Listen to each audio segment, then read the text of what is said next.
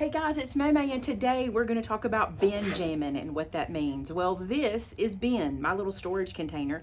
His name is Ben, and this is him jam. So bin jamming, that's what we're talking about. We're actually going to talk about how to not how to not do this, but what to do when it gets to this point. Stash busting techniques. I'm going to show you what we're going to do. The first thing I need to do is I need to know what's in here. So we're going to take this out and organize it, and I'm going to show you how we're going to do that. So to start with, I'm just taking a handful out, okay?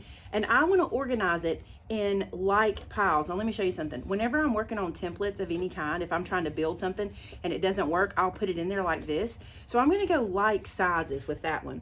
Now anything I have that is white, I'm going to put aside in a whole different pile. I find that I will use this more for card bases or sentiment pieces or things like that. So I'm going to put all the white in a separate pile.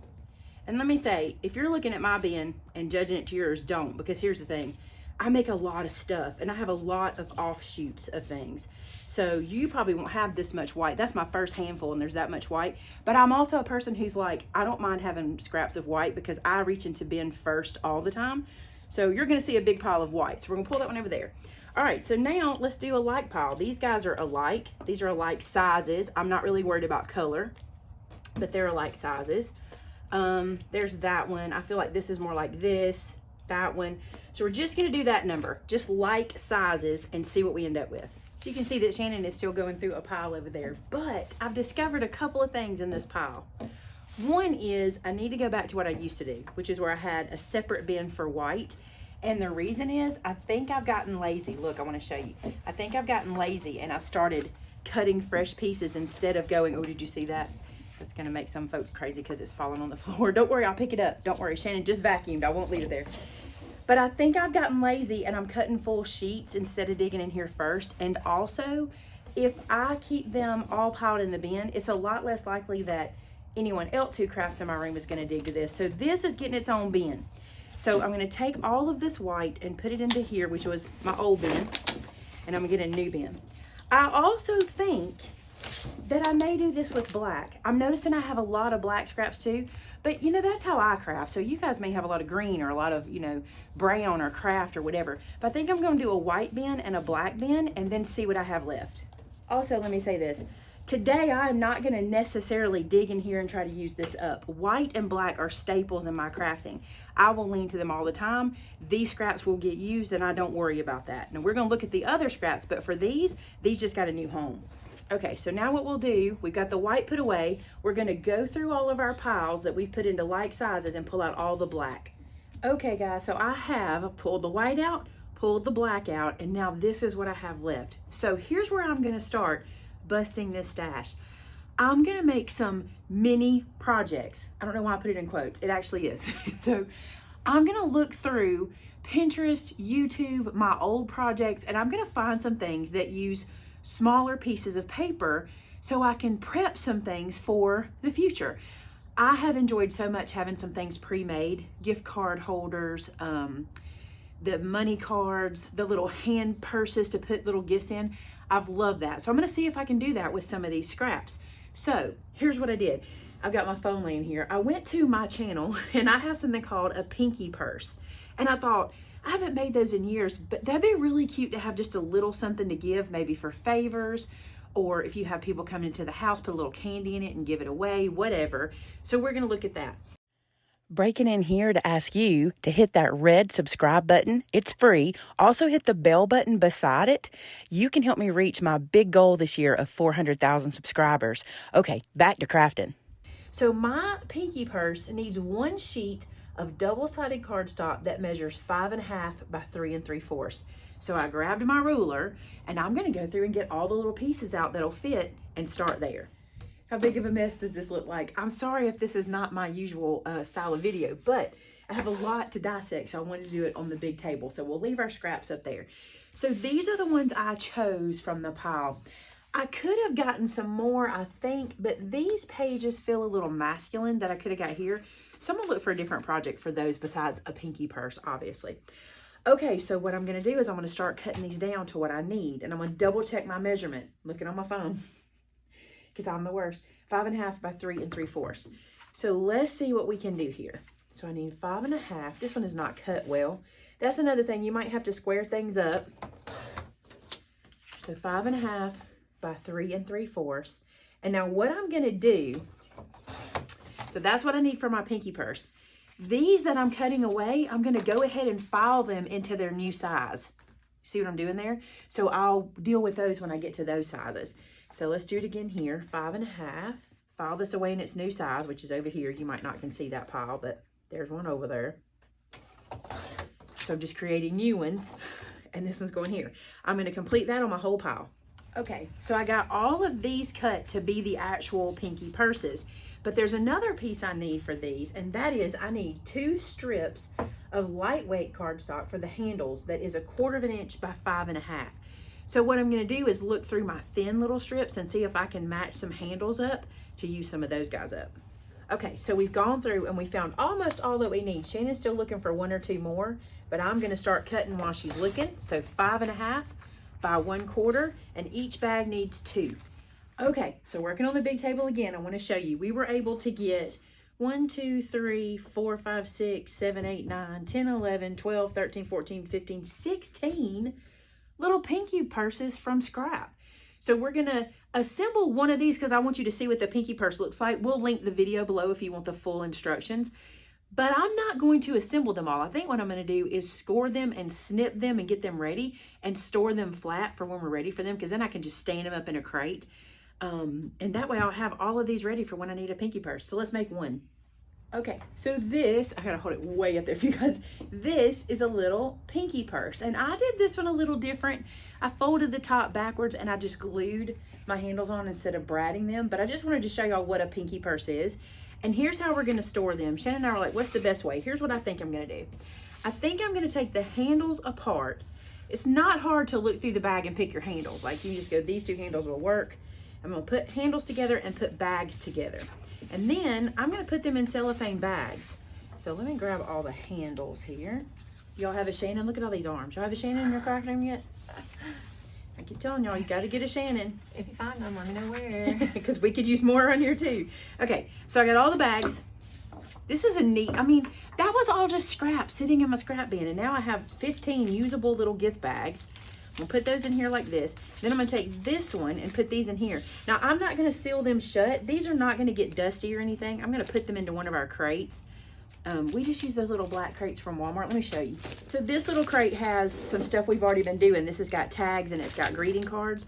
And Shannon just stuck them together. She's brilliant to see her do that. And I'm just gonna put those in there. So now I have those in there as well. Now, I think it's not a bad idea to put your little sample next to it or something so you can remember what it is, and then just put these guys away. All right, on to the next project. So now we're gonna do what Shannon's gonna love. She is anxiously awaiting to do this, okay? So these are some dies that we added to our store and I added to my stash, and I call them evergreen. What does that mean? I'm always gonna need grass. I'm always gonna need clouds. I'm always gonna need trees, picket fences, flowers and pots. You see what I'm saying? This is another little fence. Fall leaves. These, maybe not this one. I think I'm gonna put this one back because it's not something I'm gonna need all the time. But these are things I could really lean on just about every week probably when we're making cards. So what we're gonna do is we're gonna go through the stash, and if the scrap lines up with the die, we're gonna go ahead and cut them, and then I'm gonna show you my thought for storing them. So let us do a little organizing. What we'll do is I'll lay these out like this, and I'll come down here because Shannon's got the scraps over there, and we'll just put the scraps that coordinate with the die in front of them. Then we'll pull our Gemini over and go to town.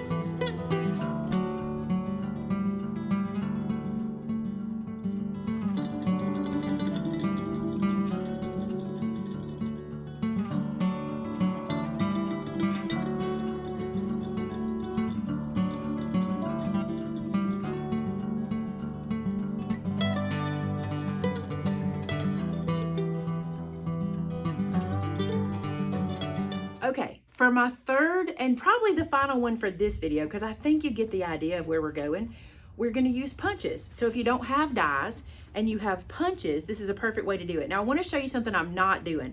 I'm not using like circles or scallop circles or things like that. The reason is I kind of don't know when I need those until I need those, but I know I can use a mason jar or hearts or a Christmas tree or the real estate punch or the branch a lot of different ways and in a lot of different seasons. So that's why you don't see me doing a lot of scallop circles and stuff, but you could go ahead and do that. I'll just kind of pull those out as I need them. So we're gonna do the same thing we did with our dies. We're just gonna lay this here and we're gonna find scraps that are big enough for this. And I want you to see what I've done, okay? We've worked our way down in size. That's what we've been doing. We started with what we could do with the bigger pieces. And by the way, that one pinky purse, there's so many other mini things you can do. That was just an example. But we're working our way down from our biggest scraps to our smallest. And so now we're gonna find what can work with these little dies.